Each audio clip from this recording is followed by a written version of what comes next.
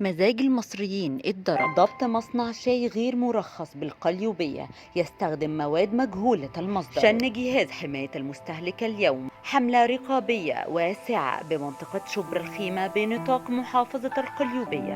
استهدفت مصنعا غير مرخص يقوم بتصنيع وإعادة تعبئة الشاي مجهول المصدر، مستخدما في تغليفه أسماء علامات تجارية شهيرة متداولة في الأسواق، تمهيدا لإعادة طرحها في الأسواق وبيعها للمستهلكين مرة أخرى، والتي من شأنها إلحاق الضرر بالمواطنين كونها مصنعة من مواد مجهولة المصدر، مضافا إليها بعض المحسنات، كما إنها تؤثر على الكيانات والعلامات التجارية الشرعية والقانونية. أسفرت التحريات والمعلومات التي وردت للإدارة العامة للتحريات بالجهاز عن وجود أحد الكيانات الوهمية غير المرخصة تقع بنطاق بمحافظة القليوبية يقوم بتصنيع وإعادة تعبئة منتج الشاي مجهول المصدر تحت أسماء علامتين تجاريتين من كبرى العلامات والمنتجات الشهيرة المتداولة في الأسواق. وعلى الفور قامت حملة كبيرة من مأمور الضبط القضائي بالإدارة العامة للتحريات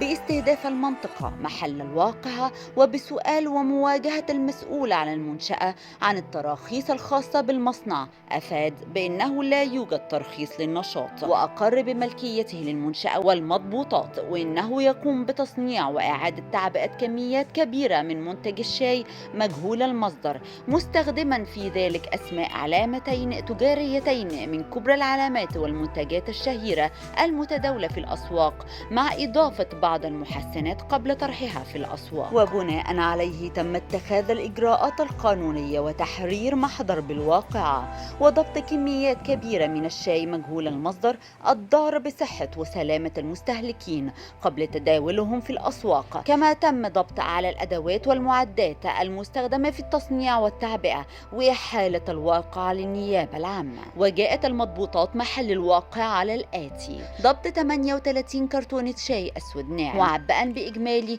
465 كيلو، وضبط 13 شكارة شاي أسود ناعم جاري التعبئة وزن الشكارة 70 كيلو بإجمالي 910 كيلو. كما تم ضبط الأدوات المستخدمة في التصنيع والتعبئة والتغليف النهائي، ضبط 35 كرتونة فارغة مطبوع عليها الأسماء والعلامات التجارية المتداولة، ضبط 8075 عبوة شاي فارغة وزن العبوة 250 جرام، ضبط 5 ماكينة فاكيوم لتفريغ الهواء واللحام، وضبط 20 اسطمبة ضغط للأكياس بعد التعبئة، وضبط ميزان ديجيتال، وضبط 4 مكوال كهربائية، وضبط الأختام المستخدمة في طباعة تاريخ الإنتاج والصلاحية على العبوات. وأكد إبراهيم السجيني رئيس جهاز حماية المستهلك حرص الجهاز على مواصلة الضربات الرقابية النوعية بمختلف محافظات الجمهورية لتحقيق الانضباط في الأسواق وملاحقة الكيانات الوهمية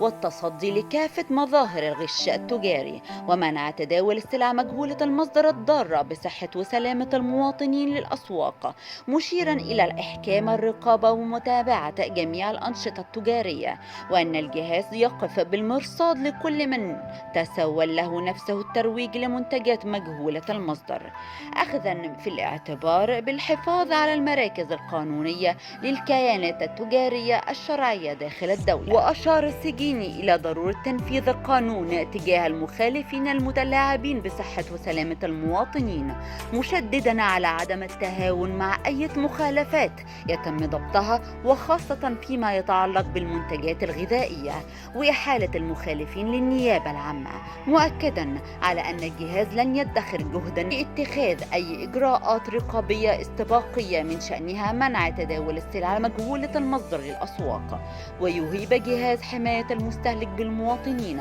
بضرورة التعاون مع الأجهزة الرقابية في الدولة والإبلاغ الفوري عن أي مخالفات من شأنها الإضرار بحقوق المستهلكين، وذلك من خلال الخط الساخن للجهاز 19 588 من أي خط أرضي.